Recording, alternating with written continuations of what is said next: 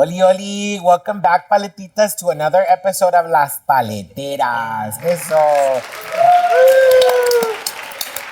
Aquí su servidora, José Richard, alias Nalgona. Y se acerca... Ay, perdón. Tú primero. Ay, y César Camacho. Y Ana Sheila Victorino. A huevo. Bueno, Paletitas, hoy vamos a hablar about something that I think we grew up hearing, but clearly we didn't listen porque tenemos un pinche podcast. And that is de Eso No Se Habla. You know the vibe. We're breaking the generational. 100%. Porque aquí se habla de todo. De todo. But you know, we're talking about like those things that you don't necessarily like Latino families that we were like, we don't talk about.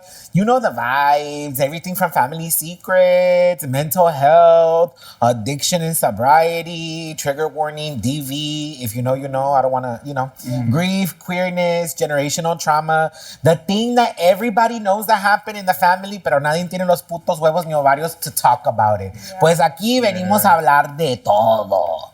All right, so here's the first question. A lo que se vino, a entrarle machín.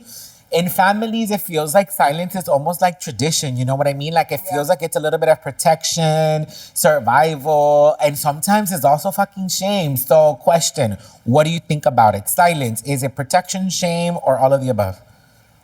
All of the above. Yes. Yeah. Why? But then when it's someone else, they're so good at chismeando about everyone else's drama. But when it's like our own family, it's like, no, no hay que hablar de esto, no hay que hablar de esto, no hay que decir esto. And I'm like, no, we should be like looking internally and talking about our family stuff because then we could learn from it 100%. And not repeat the same issues. But yeah, if you're going to talk shit and chismear about other families, like, don't be mad when they chismear about yours either. Yeah. Okay, you know, like, I'll say one thing to start. I think that a lot, because we didn't have this culture of like therapy, all these things, like a lot of times people didn't actually know how to process or work through really difficult things. So sometimes it was actually just easier or more natural to hide under the rug because you didn't know actually how to process. We didn't have the tools. Just move on. The tools. 100%. You know, or probably because, and here's something I think that's interesting because I'm curious to hear. I said protection, shame, or all of the above, and you said all of the above. So I'm curious to hear, in your opinion, when is it protection? Yeah. No, I'm curious. I mean, is it protection ever? Yeah. but Actually, it's better to know everything. Well, actually, you know, when you said that, I said all of the above, not necessarily because I think it's actually that like protection is actually like a good thing to do, but rather because people saw it as a way to protect maybe the cohesive. They saw it as but back. I mean, I feel like it goes back to your point, right? Yeah. Like you may call it protection because you don't have any other tools but silence. Exactly. But is it truly protection? Yeah, You know what I mean? But I think the idea is the protection is we want to keep the family whole. We want to keep the family united. And you think that so we rather not talk about it because that might cause a rupture. And sometimes you can't see that maybe you need to go through this because that will make you stronger, or that there maybe need to be a rupture, and that's okay sometimes. But 100%. in our families, we think que tenemos que ser así, aunque hayan cosas que están podridas. Claro. And I think also that in turn of it, it's the shaming that happens maybe from like, if we're talking about like parents keeping things secret to protect, you know, for the sake of this dynamic, the children. I think I also find it hella super stupid and rude for the children to then shame the parents for not wanting to talk about it. And it's like, mija, you just got the tools. Yeah. Your parents don't have them. So don't shame them for something they don't know. You can't expect them to be at your level. 100%. The same thing with like whole fucking gender pronouns and bullshit. I don't know how we got here.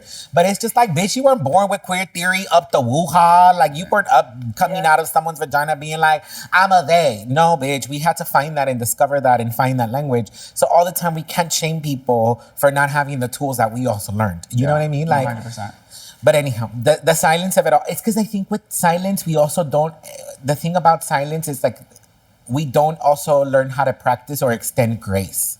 Yeah. You know what I mean? Because I think there's some conversations that are kept silent within families that once you talk about them and have some grace and compassion, you're like, oh, bitch, this wasn't that crazy after all.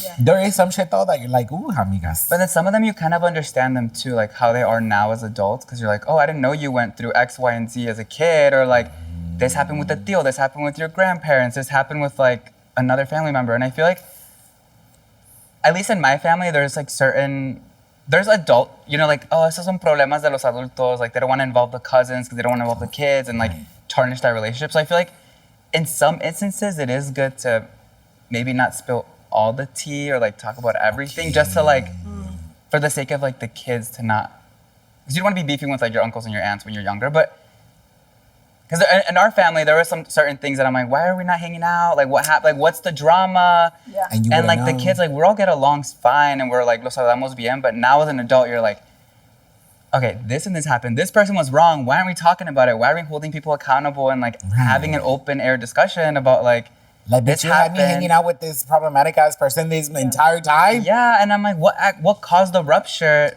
and why did we stop hanging out to like grow from it, but also like to make up for old time. So I don't know. I feel like after 3 seasons, this bitch is like the optimistic one in everything. I see the good in everyone, but I am very much like with my family, like especially more on my dad's side. I feel like there's certain things that like, oh, eso pasó, and like we move on and we forgive and we forget. Yeah. And I'm like, I can't forget. Like I could move on, but I need to like talk about it openly. Like you did X, Y, and Z to me, my parents, and like to other family members. Like let's hold you accountable, because I can't be fake and like go to your house and have like a crazy relationship and talk so much stuff to you when I know you did X, Y, and Z and you're not apologizing 100%. For it and you're not being held accountable. 100%. So question, only because I remember I did this once, but I'm curious now, and what you said reminded me of this. Have you ever, like, okay, whatever, regardless of the secret, the drama situation, did you ever take it upon yourself to confront said people when it was like you said, right? Like it might have been some adult shit, but I was like, no, fuck you. You're fucking with my peace, so I'm gonna confront you. I did once, but I don't know. Have you? No. Have you ever confronted somebody within your family because of a family like drama or secret? Yeah. That you were like, I choose not to be silent. I'm this close to bursting with some other family members, but because I'm like right now? No, yeah, kind of. But it's like I want to be in person and I want to have like a good conversation. Yeah. So we're all held accountable. It's like, because some people move so weird. Like, how are you gonna talk shit about X, Y, and Z person?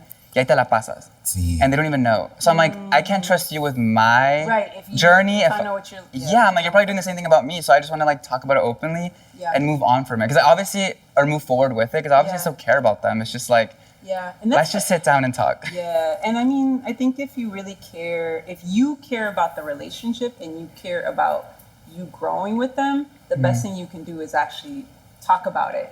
But you have to be prepared that they might not be able to meet you with that. And you have to be okay with that. If they're not able to, then you have to make the decision, do I continue in this relationship or do I set stronger boundaries? And that might be, but like, you gotta do what's like true to you. Because I have good boundaries, but I feel like I love that song. There's some family members that are never held accountable and they just keep moving, doing the same thing over and over. And I'm like, okay, ya están grandes. You can hold them accountable. You could tell them what they did 100%. Wrong and move on from it. And like, you know, one time, so what happened was, I had this tia, and here's the thing. Well, she's still around. What side of the family? My dad's side of the family. But here's the thing. There was a moment, I think, where I got in high school. So I don't know if I've shared this before. But the holidays are not necessarily so much my favorite. They just trigger a bunch of traumas. But I've spent, like, since I was 15, Christmas and New Year's by myself. Just because I'm like, what the fuck? And I've always told my dad, like, you're my family because it's how life turned out to be. But technically, since you're not my father, they are not my aunts and uncles. They don't have to be. I choose to. And so one time, and this was a teenager, but one time what did happen is one of the tias, my dad's sister, was saying that I was only hanging out with like drug addicts and they were all queer. I mean, the queer part, yes. Drug addict, questionable. We're just having fun. Just users. Just users. Recreational. Not addicts. De vez en cuando. And you know, the way I got so fucking mad, fool, and like, pásame el teléfono. I called her up and I was like, how dare you be talking shit? You're disrupting my peace. You don't know me. You don't know what I'm about. And if I'm out here doing shit, fuck that. And your son is gay. What? Really? She sure is. Yeah. That's funny. Yeah. Con mi familia, so I had a thing with my mom where she was like, ¿por qué no me quieres decir las cosas? You know? And I was like, well, I feel like you taught us not to only share the positive things, like, because you didn't share the difficult things that were going on in the family, like the negative things, the difficult things, or the secrets. You didn't talk about those with us, or you didn't talk about them with each other, or eran muy secretos. And you made me feel, because she was trying to protect us. Like, I mean, for her, you know, going back to that like protection piece, she felt like in order to protect us, like that, you know, kids, maybe we shouldn't know about those things. Yeah. But then, so I kind of internalized that as I should only share when things are going really well for me, and not things that are difficult or things that I'm struggling with, and add the piece that I'm hiding, you know, my queerness. So it's like I didn't think I could share anything with her, and so I had to tell her, like, was you kind of, whether you meant to or not, you kind of taught us that we should only share the positive things and not share the things that are difficult or the negative things. And so we had to have that conversation. And from that, me and my mom were able to kind of start to establish a friendship where I started to slowly and uncomfortably, there was this comfort in me sharing with her things that I was struggling with, things that I were not so positive. But it was hasta me hacía incómodo, but I knew she wanted that, and I knew that ultimately that was better for my relationship. Because of course, like if I can have a close relationship with my mom, if I can trust her, and she is a wonderful mother, like of course it's going to be helpful for me to talk to her about these things. But I didn't feel like I could do that, so we had to, as an adult, have that conversation. Like this is kind of what you ingrained in us, whether you meant to or not, and in a broader family, and that's what like allowed us to finally start to kind of have a closer relationship. And now I can tell her about everything, and it's been really beautiful for our relationship. Yeah, it's so funny because I agree with you that I feel like now I've learned to appreciate and love more the relationship I have with my parents as an adult. Yeah. That I'm like, why couldn't we just like, I wish like they would have been like, you know, like Juan Gabriel, you know, like send me to the orphanage for a couple years. I'll come back and buy you a house in Acapulco. What's something, I'm curious to hear, what's something, we'll start with you, Cesar. What are some of the topics without going into details? I know. I mean, unless we want to, yeah, cada quien. Cada quien, Cada quien. But what are some of the things that weren't talked about in your family? Again, it could be big topics without outing people. That's a whole other chisme. Yeah. Well, honestly, there's the same issues on both sides of the family, so they won't even know. But I think mental health and just like addiction in general, because I do have a lot of family members that like do have a drinking problem. Some of them do use other substances, and like we've had some family members that like had to go to rehab, came out and are doing the same thing. And like I've seen my family members like be there for some people, and at some point it's like you did all you can do. Now it's like if they don't want to help themselves, like you can't put that burden on you. Hashtag amiga date cuenta. I know, and it's like so sad because like now as an adult, I'm like, oh, I realize like certain patterns that like a lot of the men in my, like a lot of my tios had growing up. And my parents were like so against like drinking and like drugs because like I think they saw that their siblings were like, had like an issue, but no one talked about it. So now growing up older, my mom's telling me stories like, yeah, your dad had to be here for X, Y, and Z person, or like I'm seeing some of my uncles like battle their demons now, and I'm just like, oh my God, like I want to help them, but it's also like if they don't help themselves, how are you supposed to show up for them? And then just like mental health, because there were so many stories in the pueblo like, oh, this person died, and it's like they would never tell us why. And now as an adult, I'm learning like, oh, they like had a lot of mental health issues, and like it was depression or like suicide, like so they unalived. Yeah, and it's like, why don't we talk about these things openly so that like people around our family know that these are like issues and you could talk about them and like have a safe space, because you never know what anyone's going through. Yeah. And a lot of my have you said that now as an adult? Yeah, I'm like, why don't we, like, I feel like now I'm learning a lot more chisme. Like, I spend a lot more time in Mexico, or like with my tias too, now as an adult. I feel like I appreciate the relationship with my tias. How is it received? I'm curious. I feel like a lot of them are open. Like, good. They're a lot more open about like family history. Who do you talk to about it? Like my mom's sisters, like I feel like I'm the closest to, and we talk about a lot of different things. And I feel like now as an adult, like they actually like open up a lot more, and we could talk about everything. Yeah. Because they see you as like an adult. As an adult, yeah. And I'm always like, my therapist said this, and they're like, one day I was like, ¿Estás bien? And I was like, you don't have to be in therapy, like, going through it. Like, you know what I mean? It's just like, it's like a journey. Like, I'm not like struggling because I'm a therapist. Like, there's certain things like I'm not in crisis. Yeah, I'm not in a crisis. That's like a new thing. Like they still, sometimes when I'm talking to family, I'm still like, when I want to mention my therapist, I still catch myself like holding back before like.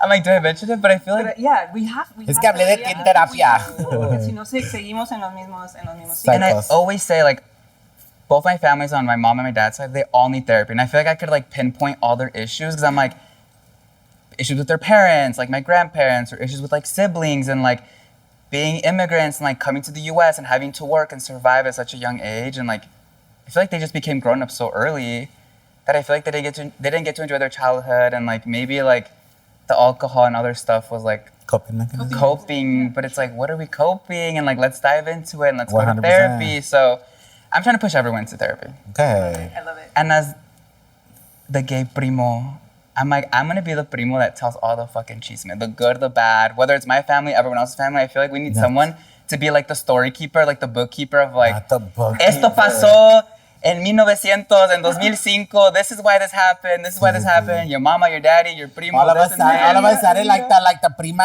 ends up being like, ay, Conras, tuviste que ser hija de fulana. What do you mean? Pues tu madre así andaba y así. Yeah, I, mean, I need to start writing everything down to have know, all the just have a little chisme. Like a little book of shadows. Yeah, especially for the younger cousins, because they don't know the They don't know the family lore. And I've had conversations with some lore. cousins where they're like, yeah, this and this happened. And I'm like, no, you have like the wrong story. Like, your mom did this or your dad did this and this is why this happened. And like, I don't know. I feel like everyone's getting gaslit and like lied to about the situation. But I feel like we need to have an honest conversation You know, funny and enough, spill all the chisme. one of the things that did come up not too long ago, but I feel like I've said this before, but trigger warning, as a survivor, it was my aunt's former husband.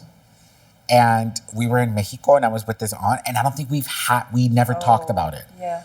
You know what I mean? Like there was definitely like some falling out between her and my mom. They kind of reconciled and sisters and all that stuff. Yeah. They have their own sibling shit, you know? Yeah. But they're sisters. And we hadn't been in the same space together.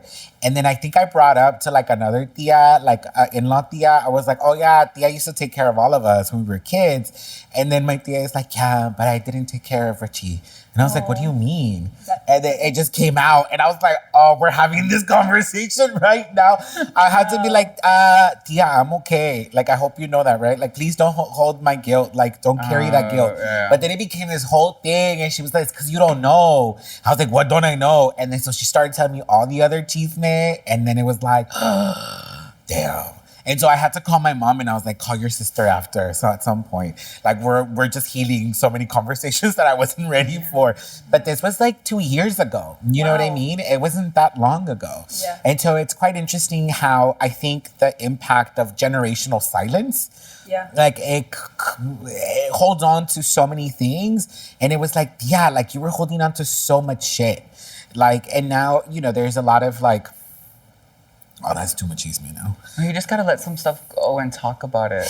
The healing yeah. is a long journey. Like there's so many wounds to heal, and if we don't start with one, we're never gonna get to like. And I think it was reassuring for her to be like, to hear from me, to be like, girl, I'm okay. Yeah. Like I hear you. It happened such a long time ago. Like I don't know a post trauma life because I was 5. Yeah. So I've only known a life after the trauma and healing from it. Yeah. Like, you know, it didn't happen when I was like 17. So I was someone like, I don't remember. But, and then I do have moments that I was like, oh, wow. I remember shit that I was like, is there ever, I'm curious to hear, in addition to some of the things we shut down, was there, I mean, that we didn't talk about or topics, was there ever any things like code words for like shutting shit down or like, shush? I don't remember that, but what we didn't talk about in my family. Oh, sorry. Oh, my bad. I'm so sorry. No, it's okay. But we didn't talk about sex. Definitely didn't Let's talk about sex. Yeah. Let's talk about. Still to this day, no one talks about sex. I'm Girl. like, oh my god. Yeah. Yeah, and I was telling y'all earlier, like I feel like in a way it was good that I was queer because like, you know, no tuve ese riesgo de, you know, potentially like the risk of getting pregnant or anything like that because I think my mom just assumed that like I wouldn't be having sex and she didn't think, you know, she didn't know anything about my identity, but like she just assumed that I wasn't doing that. And you know, if it was a different situation, like I might have been, right? Yeah. So No one talks about it. no one talks about it. Because those straight kids be finding out by doing, and it's like, I know, girl. exactly. And it's like such an easy conversation too, like having the resources, having like the, I don't know, like the knowledge of like what you're gonna get into. But, and I think also when you contextualize it también, o sea, I think maybe our parents and the generation, like our grandparents' perception of sex, it's not the same one that we have. Exactly. Like for them, it was like duty, utility, and to some extent, in many cases, non-consensual, even when married. And I think like for us, we've learned, or in so many ways, and at least in our generation, to center pleasure, to center consent, to center exploration, right? And not just duty, you know? So I'm a little bit more gracious and Yeah, having, no, 100%. and especially about that conversation. Yeah. And I only say that because I have teenage brothers. Yeah. So I'm the one having the conversation with them about sex, Okay. you know? You So have to. at this point, I remember my mom called me too. She was like, my sister was gonna go to college, and she was like, "Pues habla con tu hermana." And I'm like, "You she talk to told- her." she told you Yeah. Or I think it was before college too. And I was like, no. Like I have a lot of younger prima cousins where I'm like, just be careful, like be safe, like you know what I mean. Like call me if you need anything, because I feel like no one wants to have these weird, intimidating, like these weird conversations, but they shouldn't be weird. I I took mean, a, and it's like normal. yeah, there's discomfort, but I think that Yeah. a lot of times we just shy away from discomfort. But I mean, that's the thing that we have to get over. Yeah, you we know have what's to be so funny? uncomfortable. I think uncomfortability is my comfort zone. Yeah. Because when I was young, I'd be like, "Oh, you want to talk about vaginas?" Like, just very throw it out there. Like, just throw it out there. ¿Qué es eso? Like, What do you think helped you sort of be so comfortable with like and I mean, many different things. I mean, in high school, I was organizing with an organization called GSA Network. It's not called that anymore. It's called the Genders and Sexualities Alliance Network. Yeah. But they were GSAs. Yeah. And so part of what we did, we got to educate and like train other high school students to advocate for queer sex ed in our school. So I think from a young age, I was asked to Yeah. like very much be in that space. Yeah. And I think because I've always been a performer, that was my first stage. Oh, so I gotta be obnoxious and out there and say vagina and like that's my way of performing, then so it is. So I think it was that. Okay. More than confidence, I was looking for a stage, to be real. Okay. I think So yeah. I think But- for me it was just seeing the outcome of like going through that discomfort. Do you know what I mean? Like seeing, okay, yes, this is gonna feel weird, this is gonna feel uncomfortable, but seeing like what happened after these conversations and the growth that happened and the closeness in the relationships that I had, to me, it was like just remembering, yes, this is gonna be uncomfortable, but remember what's on the other side. So today I am the person, like a lot of times in my friend groups or my relationships and my family, who is okay bringing up these conversations because I know what can happen on the other side. That's real. Yeah. Like what happens on the other side. Yeah. Okay, I wonder now, as adults, do you think we are replicating the same pattern, or are there things that you keep off limits, even with your chosen family or circle of friends? Like, are there things that you keep silent Are there things that we're keeping silent now? as adults? And not talking about? I was gonna say, kind of, you remind me of something else. Money. People don't talk about money. People don't talk about money. And now I'm like talking openly with a lot of cousins and like friends about like, you need to have this, you need to invest in this. Like just having those honest conversations, because I feel like our parents never talked about anything. Like I feel like most Latino families, everyone's kind of like almost competing in a way instead of just like uniting and like creating an empire together. So Yeah. trying to be more open about money and resources. But stuff I don't talk about, I don't know. I feel like I'm pretty open these past couple of years. I mean, with my mom, and I've talked about this before in the podcast, like I feel like she knows when things are wrong. Like, you know how moms always sense like, Yeah. For real. like I feel like she calls me like the most, I mean, we talk to each other every day, but I feel like when she calls me sometimes and I don't want to answer, Yeah. I feel like she feels it. Yeah. And she's like, andas bien, or like, ya vas a empezar, or like she knows like something's off. Yeah. And I want to tell her, but I hate burdening people with my problems, because I feel like they already have so much going on, and like, we're in different cities that I don't want to like fully open up on the phone. So I'm trying to like be more open, even if it's like a little small issue or like something that's happening in my life, trying to let her know what's going on, Yeah. instead of like you said, all the positive stuff. Like, Right. And I mean, that's what like moms, like for the most They- part, they really do want to hear everything. Like, 'cause Yeah. they still want to be supportive, you know? Yeah. And I, similarly to you, I think that, I shared earlier, like when I was younger, I didn't tell my mom a lot of things. And so to me, now sometimes I still have to overcome, like sometimes we go on walks a lot, and sometimes I'm definitely feeling some things and I'm a little more quiet or I don't talk, and I'm like, I want to tell her, but I do have to overcome that little sensation. O sea, que me da, I'm still kind of feeling those things from before, Yeah. So we still have to every day kind of practice getting out of those That little- those patterns. And so for me, I'm like, okay, we can do it. And then every time after I do it, I'm like, oh, I'm so glad I told her. She just wanted to know, like, you know. I've been trying to do it more because my parents came for my birthday, and there was so much I wanted to like talk about and be vulnerable, and I just like I was like, no, I don't want to ruin the moment. I don't want to like, but I feel like those moments help you get closer, heal some of the relationships that we haven't talked about, and like heal that like little like discomfort that we sometimes have. But one thing I really do love, I feel like my sister, since she lives at home and like basically takes care of my parents now, like as the adult in the household.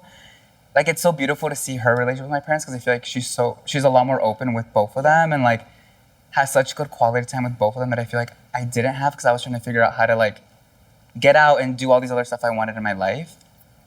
So now I don't know. I'm trying to like get to that place where I could be like super vulnerable and like just let them know I need their help or like let them know what's going on. Yeah. But I'm glad my sister's like has that now. Yeah.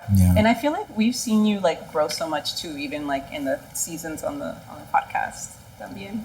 Yeah, because you weren't going to. You No, Start crying. because you weren't going to therapy in C1. Yeah, I started season 2. Yeah, and now you're encouraging others to go to therapy. I know. I was like gonna say, that's gross. That's your. That's gross. What about you? Is there anything that you? Because I feel like it seems like, o sea, tú hablas de todo, but like, what are there things that you? My family. Yeah. Yeah, I don't like to share my family. Yeah. Share with your family? Share about them. Your family. Actually, now that I think about that. I don't know. I think because it's many different layers. I think a lot of the times my family are the things that I don't like about myself. In so many different ways. Like, I mean, I'll be open. Like, I don't know. Like, sometimes, like, my brothers still use the N-word, and I'm just kind of like, I mean, I don't know. One day you're just going to get your ass beat. I tried the best that I could. And my friend always reminds me, like, it's particularly because I am the oldest, it's like I'm not responsible for their choices as adults. And so I've always had to, like, walk the fine line of, like, how much can I do and say? And also, like, how do I show up for that? You know what I mean? And so I think and I don't talk a lot about my family, not from a place of shame. It's just out of a place of being, like, even protecting them. You know what I mean? Particularly when things started going a little bit more viral. And I was like, oh, I didn't ask for this attention. And neither did them. And I have to respect that. And so there's a couple of projects out there where, like, I also try to be very mindful of, like, not posting my nephew. There's one project where he's in it and he's a baby. But, like, now that I'm older, I'm just kind of, like, for example, when I published my book of poems, I thought I wanted to put him in there. And then I realized that there was this image of my nephew as a baby in a book forever. And I didn't ask him for consent. And I was like, no. So I chose not to put him in there. And I think the same is true. That's not true. The only person that's really out there is my sister, because she did the episode with me for Chiquis, when we did that episode of the makeover episode with Chiqui Show. And I had to tell my sister, like, I was like, bitch, they're gonna pay you too. So she was like, I'm nominated by a sibling because it was great. So, that's there. But I think that, and I'm very selective about, like, my heart. Not like love in general, but just my heart. Like, I mean, I don't allow people to see me cry too much. You have to come into the inner circle. I mean, I say this jokingly, but it's very true when I say culito de todos, pero corazón de uno.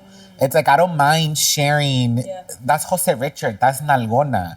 But, like, Richard, when my mom calls me, very few people get to see that person. Or Chichi, or Ruchi, or Tio Richie. Like, there's only one person who calls me that. And so those are the little things that I try to conserve. That's why I was like, I'm gonna spill the secrets, but fuck it. De aquí se habla de todo. But, like, for example, when people call me different things, like when someone calls me Nalgona or Jose Richard or only Jose, I know we have a very surface level relationship because that's how I chose to present to the world. That's my rising. You ever want to put it like that, no? But if someone only calls me Richard, then we've known each other so long before I started being an artist. Jose Richard, or even now at the gym, for example, because there's so many Joses, I get to be Pepe. And so, new identity. So in the gym, I love Pepe. So Pepe is a new character, so you can call me Pepe. That's funny because sometimes I forget, even though I'll call you Jose Richard. I forget your first name is Jose. Es Jose, And yeah, we yeah. have that's like my dad's name. That's my dad's name Sí. too. I call my brother Pepe. Sí, Your dad's name Pepe. is Jose? Jose Guadalupe. Oh, I didn't know Oh, that. yeah, I love Do that. people call him Pepe? They call him Lupe. Lupe. That makes Yeah. sense. That makes sense. Yeah, but for Pepe, Lupe. Pepe is Yeah, but it has a tender place in my heart. but even then, like Jose Richard feels like a little bit more kin though, because you know Yeah. my whole name is Jose Richard, Yeah. and like there's a lot of people who call me Jose Richard, but that's always been really really funny and how like it just helps my little brain. So while I don't talk about everything, I choose what to talk about, I guess. So it helps my little cabecita. It's weird. My little Yeah. cabecita is weird. Well, we feel special because you've chosen to let yourself get vulnerable and emotional with us, and we've gotten to see you cry as well as the folks that watch. I cry so much on this fucking podcast. I mean, I feel like I cry at least once episode. I'm surprised you haven't cried. I'm surprised I haven't cried I yet. know. Yeah. But there's at least one episode every season I cry. So Yeah, there has been. Yeah. I know. Yeah, last season I feel like they were. Yeah, Last you season I were cried a amazing. lot. Yeah, Yeah, I was cried a lot. And then this season, only because y'all caught the beginnings of my sobriety where I was like chasing for shit.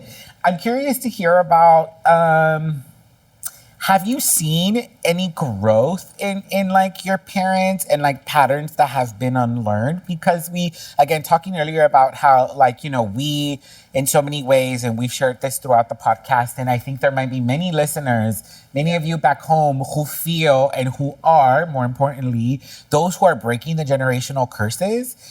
And that's been work that we've been doing now for a while, from what I know about you all. Mm-hmm. So have you seen any changes in your family that you're like, oh shit, like that wasn't us like 10 years ago? Yeah.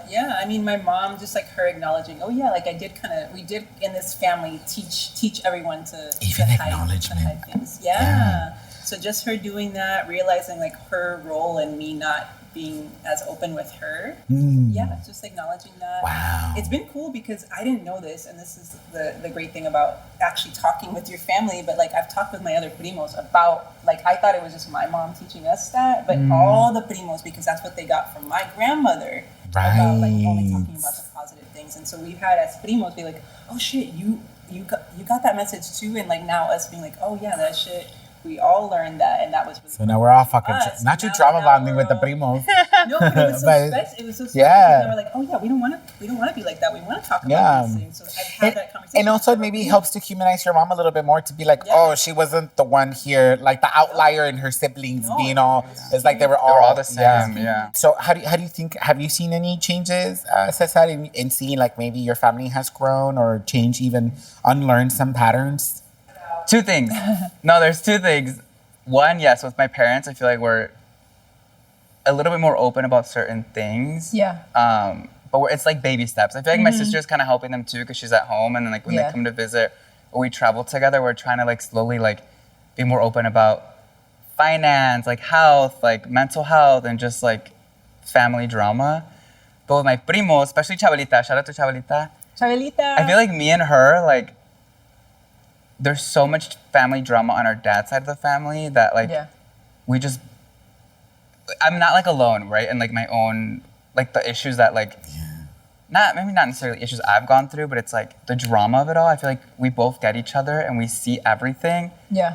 And she's, like, my person that I could, like, vent to about this, X, Y, and Z. And, like, we need to change it. We need to break this, like, generational, like, trauma and not talking about things and letting things slide. And it's like, no, we need to like hold people accountable. So like with her, it's like we could have these conversations, vent about it, feel good.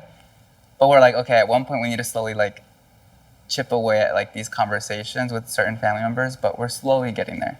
But I feel good like that I'm not the only one that certain people's actions have hurt. You know what I mean? It's like there's multiple of us, which isn't good, but it's like, okay, I'm not alone. Like someone else sees me and feels the same way I have felt throughout the years. So like, how can we be there for each other, but also how do we start having these conversations to slowly like Start changing things. build better relationships with certain people in our family? Yeah. But it's tough. I feel like it takes a while. And then Yeah. I don't want to give people too much of my energy, and like there's certain things that like don't bother me, but when it comes up, I'm like, we haven't talked about it, so like let's Right. actually sit down and like unpack Yeah, it. and then also figuring out like, when is it? Is it worth when is it? it my place, or like what family? Like, do we have a close enough relationship Yeah. with this family member? Like, who does the talking? Who brings the things up? Yeah, it's like it's not my Like, more problem, with but you're extend- hurting with people that I extended care family, about. you know, Yeah, it it's can be like a little bit of difficult. yeah. But I mean, thankfully, it's like only me and my sister. So like me and her are always good. Like we talk about everything, and I feel like I want to be that safe space for her to like vent and Yeah. like if she has any issues, like I'm here for you too. Oh, We'll that's find really it. We'll good. figure out together. That's beautiful. And like if I don't want to tell my parents something, like if something's happening with like my life and all this stuff, like I know I could tell her Yeah, and like have her have my back. yeah, And I know my parents will always have my back too. Like we have a very good relationship. yeah. But I just don't want to like burden them with like more problems. So like with her, it's like, okay, I could share with you, even though you have a lot going on. But 100%. You know, I think similar to what you were just saying, Cesar, I think for me, it shows up a lot with my sister. Only because we're 5 years apart. And then with my little brothers, we're like 14 and 16 years apart. So my sister is like who I was raised with, if that makes sense. And particularly because she now has a child, and so I have a nephew. So we talking a lot about like how well, I mean, she's raising him for sure, but how I contribute to that process and helping raise him, and what are things that are important for us to not replicate with him. And so that's been quite interesting. Like, you know, we get to like literally interrupt cycles with my nephew. And I think a lot of that is also, you know, we get to be like a team when it comes to him. And again, not that he's not having also, like his dad is around, they're not together, but he's a present father. So I'm not just saying like that, but you know, Yeah. as her sibling, like I get to also have a role in all that. And that's been a lot of fun. It's so And beautiful. I really love it. And I think with my brothers, it's a little bit different. I learned to appreciate my brothers and love my brothers a lot. They're so funny and they're very sweet men. I think they're still healing from the toxicity that is masculinity, but that's on their own. But at least I'm grateful to know that deep down inside they are good people, and I've had to like stay with that. And of course, there's just things that I don't align with them, but they're good people, and that's what I have to trust and like allowed to live with. And also like, I mean, it's kind of weird to say, but like they feel like my children because they were so young. I mean, except the 19-year-old now, because I left when he was 2. But yeah, I have thoughts. but I like.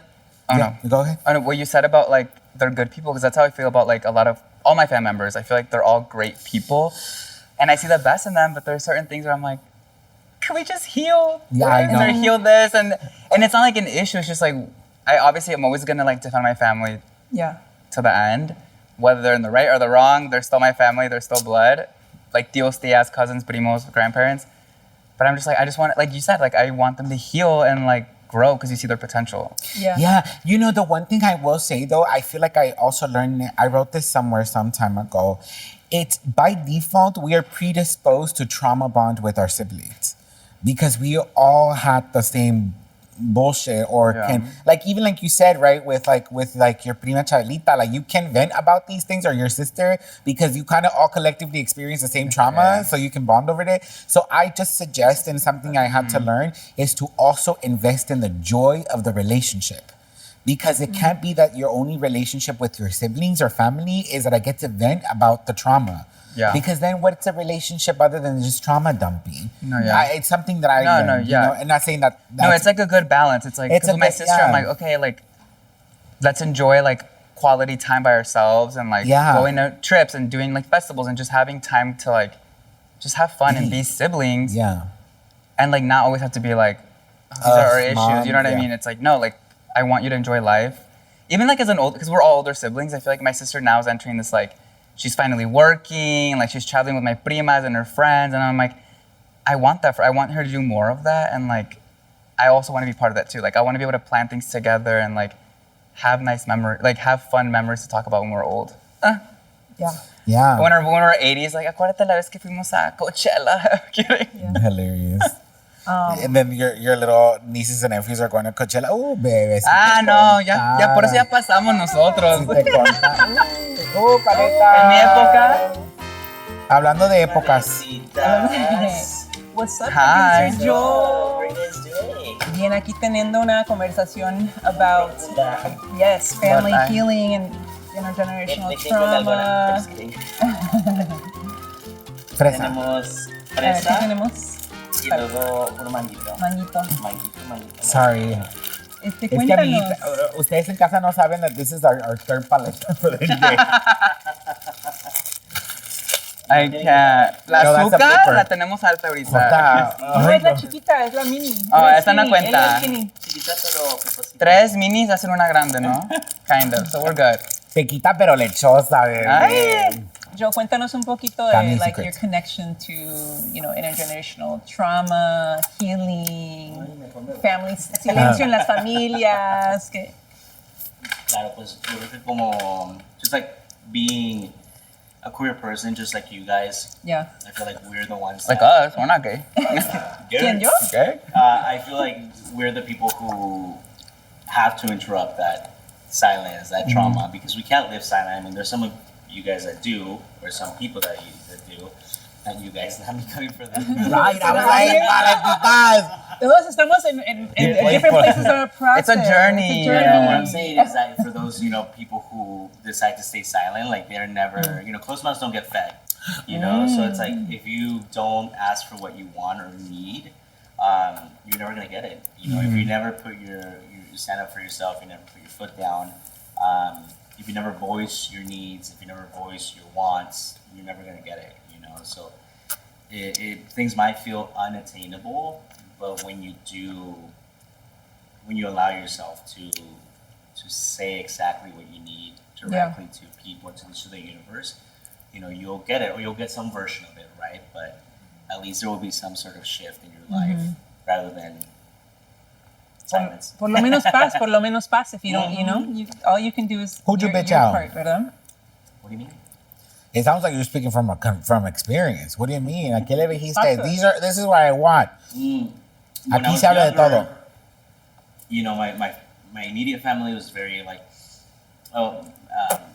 they're homophobic, and I moved out and all that, and I had amiguitos, and I would bring try to bring them around, and my mom would be like, no quiero ver, like I know it's your partner or whatever. But at least they knew, like I wasn't silent about it. Like I moved out because they were very religious, and I was gay, and I was like, we're not vibing. Fuck y'all. Bye. Ay, sorry. Y después, pues, los rumores, ¿verdad? Las Yeah. tías y todo, que ver fotos, hablando. And my mom, because she was absorbing all this, she would tell me, like, oh, tu tía dice el otro. So one day, I posted a picture of an ex and I on Facebook en el Face, Ay.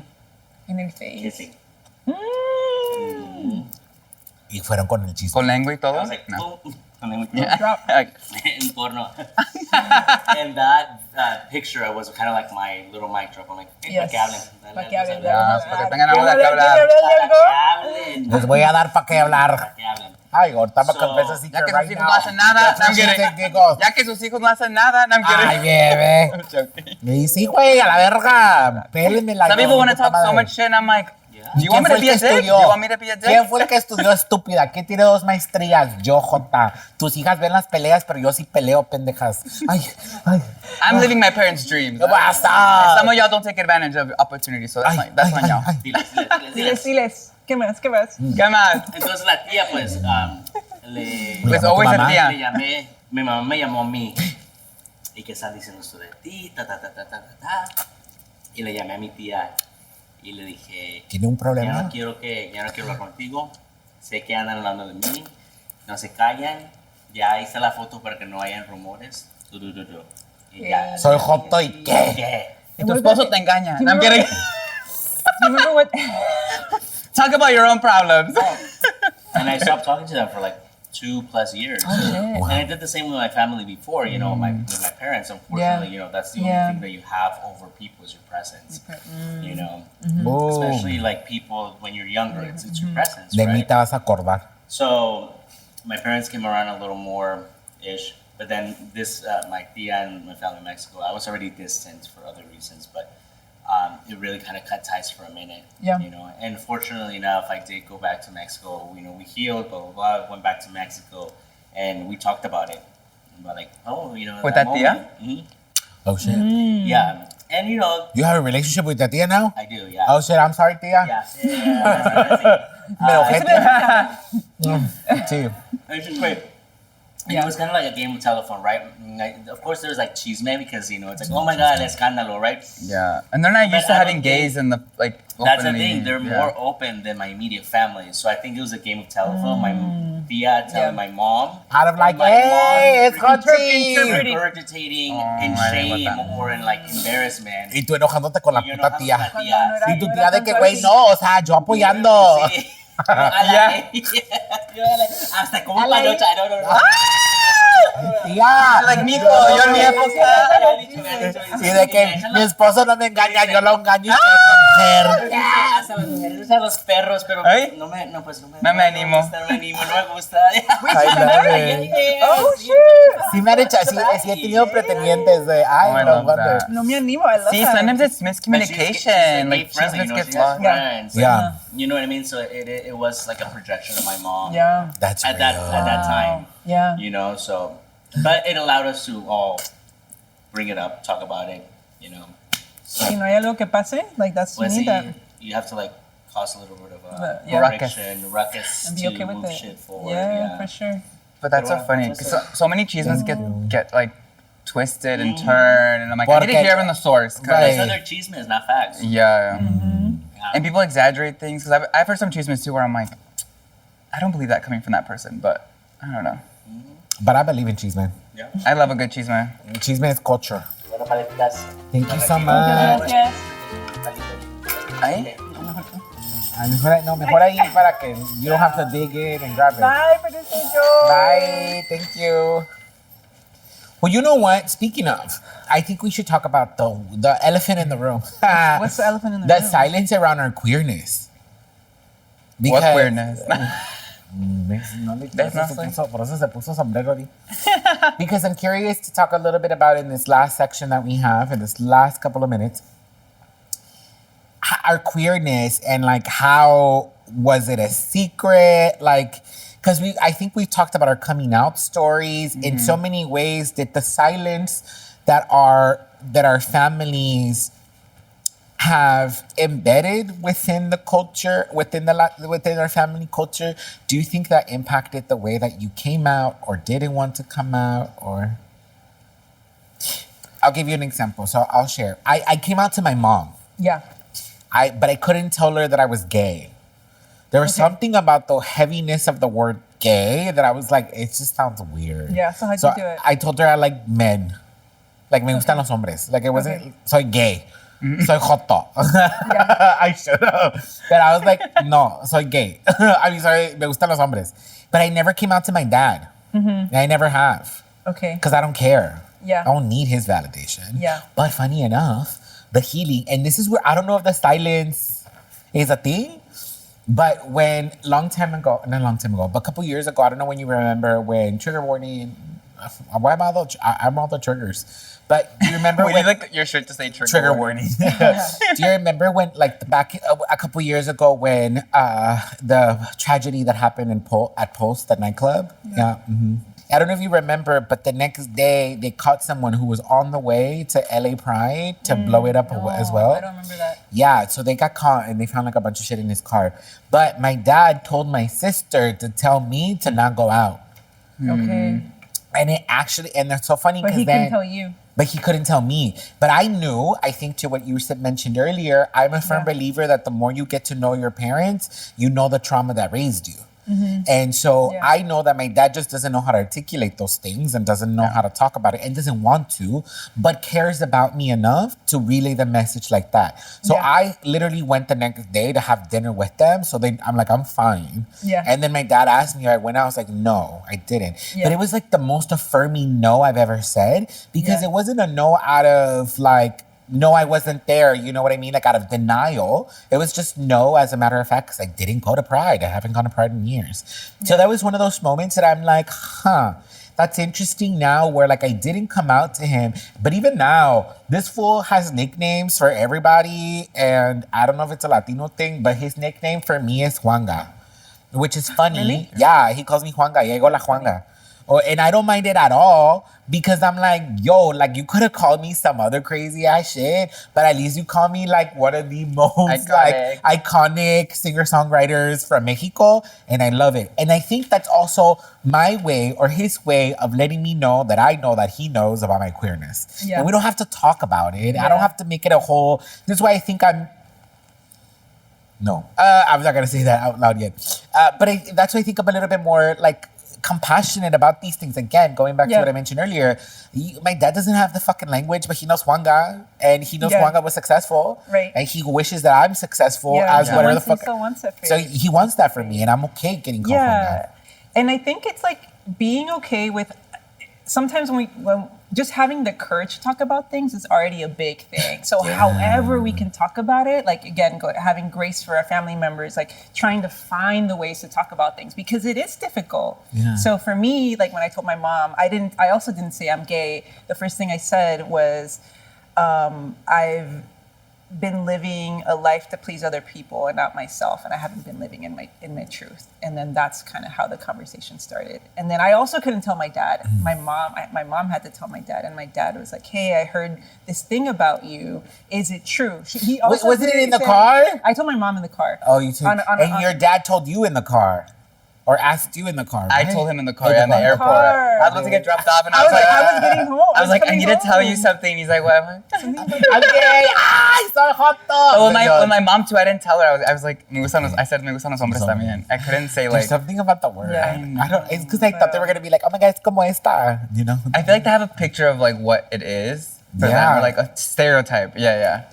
But my dad was like, I've heard this thing about you. No, he was like, is it true? And I was like, yeah. And he's like, oh, okay. I just want you to know that it's okay, but I want you to have kids. That's what he said. Oh. Yeah, I think I'd heard that before.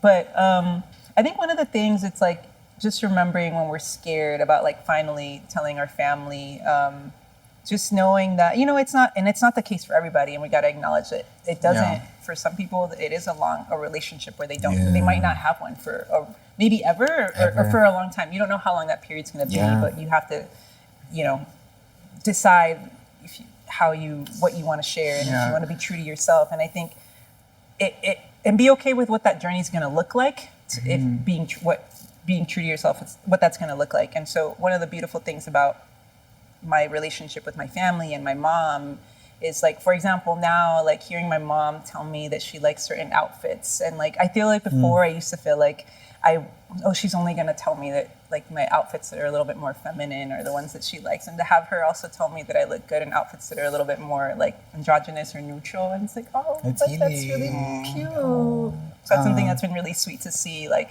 her really accept me in the fullness of who I am, and me also letting go of like trying to perform sometimes like for other people still, even in my queerness. 100% at this age, right? At this age. Yeah. But like you said, it's like such a journey, because like there's certain things that will trigger you and like make you take a step back, because you're like, this is scary. Yeah. It's like fully lean into it. Yeah.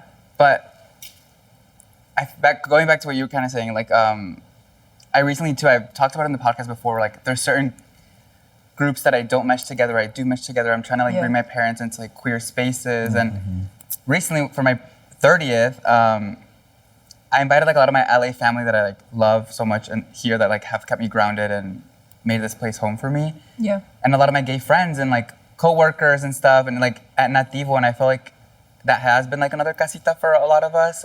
Yeah. And I was like kind of nervous because I'm like, oh, like I've never really brought like a lot of friends or gay friends to like my LA family or like carne asadas and stuff, but they were all coming together, and I felt like I was introducing everyone to my tío. Like you guys were there, I was like, this is my tío, my cousins, my primos, and like my friends, and I felt like I was just like, wait, am I so worried? Like I'm worried about like what? Like no one's gonna like, I don't know, like everyone has so much love for each other, and I felt like I could finally be myself. Like I wasn't like trying to like dress differently because I'm going to like my family's house, you know what I mean? I was like, no, this is where I'm dressing a little, not like, I don't know what they expect of like a guy.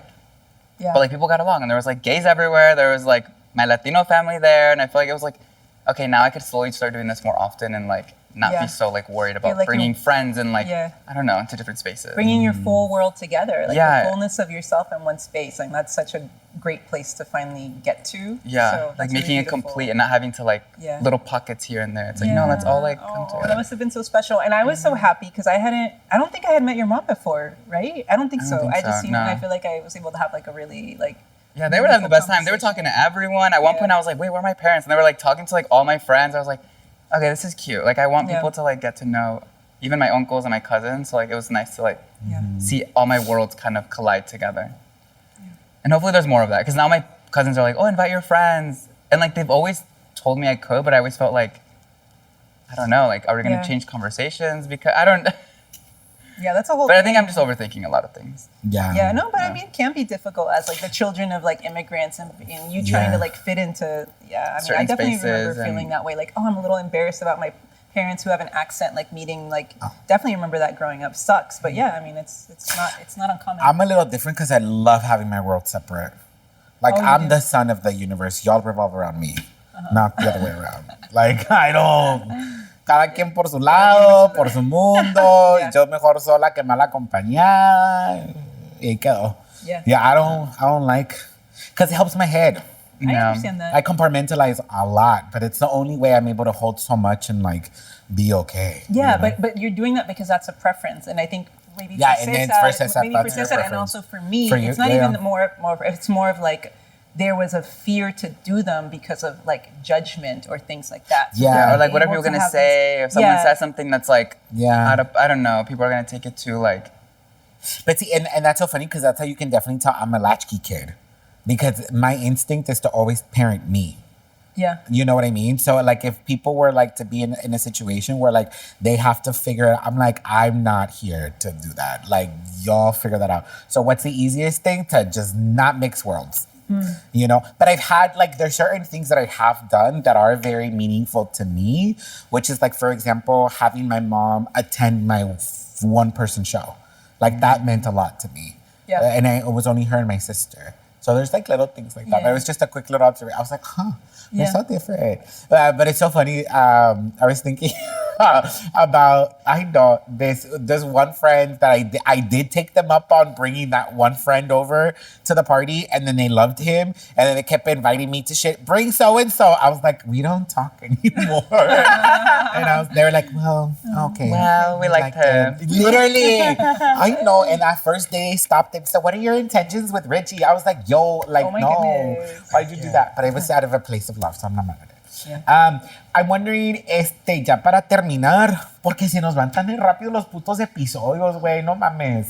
What is something that you would tell a young queer Latino who is trying to hold on to secrets or even being like, what the fuck is going on? Porque aquí nosotros de que suelte todo. No, my advice is just like internalize it, if that makes sense. Like figure out like what's triggering you, like what the issue is, and like how you could show up as a better person for yourself, but also for your family or your friends or your community, your chosen family. Because I feel like it's just better to talk about everything.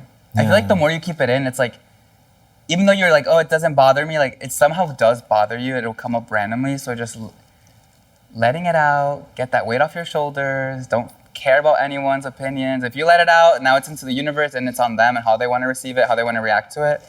But tú desahógate and don't be afraid.